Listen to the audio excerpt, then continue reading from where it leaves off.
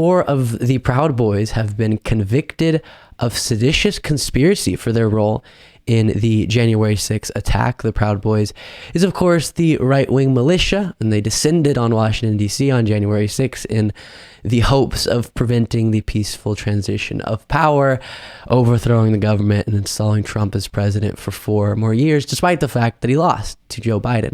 No matter how many times they say that Joe Biden stayed in his basement, Trump lost, even to Sleepy Joe. But before discussing further, here's a little bit of reporting from ABC News. After a trial lasting several months, a jury in Washington on Thursday handed the Justice Department a major victory, reaching a verdict in the Proud Boys January 6 seditious conspiracy case. Proud Boys leader Enrique Tarrio was convicted of seditious conspiracy for his role in the January 6 attack on the Capitol. 3 of the far-right group's lieutenants also were found guilty of conspiracy to disrupt the certification of the 2020 election and prevent Joe Biden from becoming president of the United States. And then these 4 individuals were found guilty of seditious conspiracy, conspiracy to obstruct the certification of the 2020 election, actual obstruction of the certification, conspiracy to prevent officers from performing their duties, obstruction of law enforcement during civil disorder, and aiding and abetting in destruction of government property. So this is good. They are being held accountable for such dangerous actions under the law. What I want to focus in on, though, Josiah, is one of the main points, and you talked about this when you covered this story, that those who are trying to downplay the insurrection and say it wasn't an insurrection, one of the main details they focused in on was the fact that at some point, none of the January 6 rioters had been charged with sedition. And that's obviously not the case anymore. I can't imagine they'll change their tune on that, but I want to show, before we discuss, a little compilation put together from CNN of people using the talking point, well, no one was charged with sedition, and then we'll discuss. Oh, it was an insurrection. So how many of the participants in that insurrection have been charged with insurrecting, with sedition, with treason? 0. But you know what? No one has been charged with sedition. No one has been charged with sedition or insurrection. Most have been hit with charges like parading. Parading. Who knew that was a crime? Do you know how many people have been charged with inciting insurrection or sedition or treason or domestic terrorism as a result of anything? 0. Has anybody been charged with sedition? Nobody. Has anybody been charged with treason? Nobody. So why do they keep calling it an insurrection? How many times do words like insurrection, sedition, or treason appear in Biden's own DOJ indictments against the January 6 rioters? The answer, 0. So now that numerous people have been charged with sedition, seditious conspiracy, Josiah, what do you think? You think all the January 6 apologists will come out and say they were wrong, they've learned their lesson? No, I think, like as in most cases involving the insurrection apologia, they're going to have selective amnesia because that was profoundly embarrassing. I mean, you had figures from Fox like Levin and Jesse Waters and Tucker Carlson just repeatedly say, if this is an insurrection, why haven't they been charged with sedition? But obviously, the Department of Justice is taking its time. And seditious conspiracy, that's a hell of a case to make. You know what I mean? Like you have to patiently assemble the facts and make sure that you have, the legal competence to prosecute it. And for the record, the Justice Department is like, they have 100% success rate with these cases. Like as few as they are, they have successfully convinced a jury in each occasion to convict people. Like it was the Oath Keepers. It was the leader of the Oath Keepers the first time seditious conspiracy was successfully prosecuted with respect to January 6. It's a heck of a case to make. These people should be profoundly embarrassed. And we have no reason to believe that this is the end. There may indeed be additional seditious conspiracy charges coming down the line. Yeah. And one of the things I always want to note when we talk about January 6th is what happened on that day. Horrible. The damage that was done, the lives that were impacted, all of that.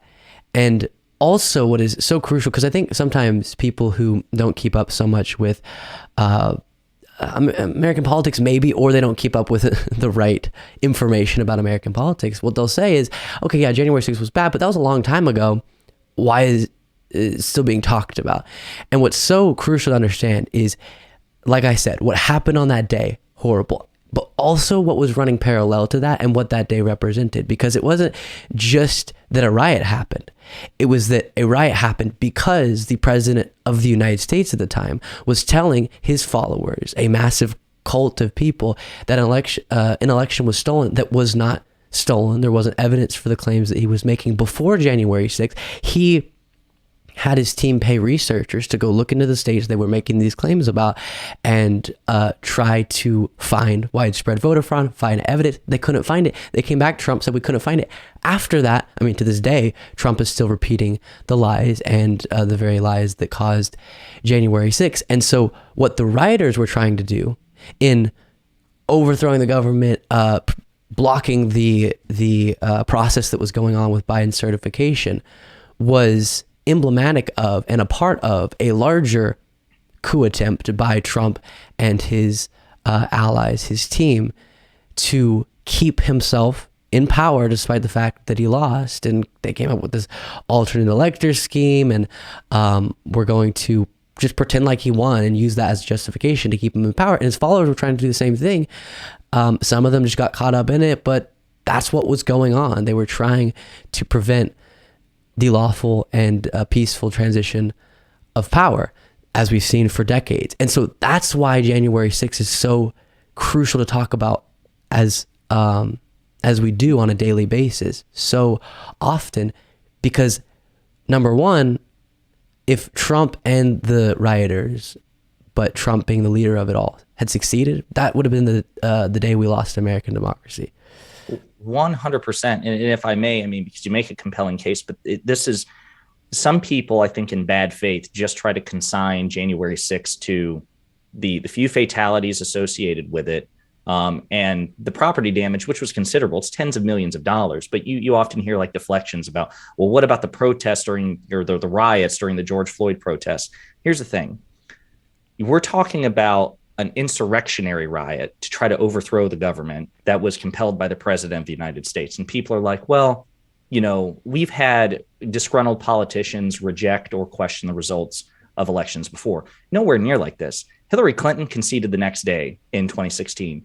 Al Gore, John Kerry, they conceded the results of their election. We have never seen anything like this. There's this notion, we used to believe in this notion that with great power comes great responsibility, the Uncle Ben, version of philosophy of power and responsibility. There's no one in the United States with more power vested in them than the sitting president of the United States. Therefore, they have the highest ethical burden, the highest level of responsibility. And it began with the founding of this nation. George Washington, when he resigned his commission and gave power back to the Continental Congress and then did it again after his second term in office, he could have been president for life. He could have anointed himself king. He overthrew George III. He could have been George I. And so that's a tradition, arguably the most important civic tradition in this country's history. And Donald Trump is the first one to reject it categorically. That is incredibly dangerous, and it has to be repudiated. And by the way, the other thing I'll say, the influence that it's had on international events. Look at Brazil. You had a Trump light in the form of, a Bolsonaro, attempt to stay in power in Brazil. He attempted his own January 6th. So it's incredibly important. It cannot be overstated. It can't. And the way that I kind of think about it is everything you just walked through and what I was saying, it all kind of came to the climax of January 6th. That represents the culmination of what was going on. And so don't let people downplay it, I guess is the conclusion to take from what we just said. Hey, before you go, Josiah here, good friend of mine, has had a YouTube channel, but now it's come alive. He's launching it 2.0. And thus I want to use kind of the outro video today to say, go subscribe to his channel. Tell them why, Josiah. So if you like progressive values married with pragmatic policy, and you like the Republican Party being called out for the threat they are, I'd appreciate it if you throw me a like and subscribe at youtube.com/ponderingpolitics, one word.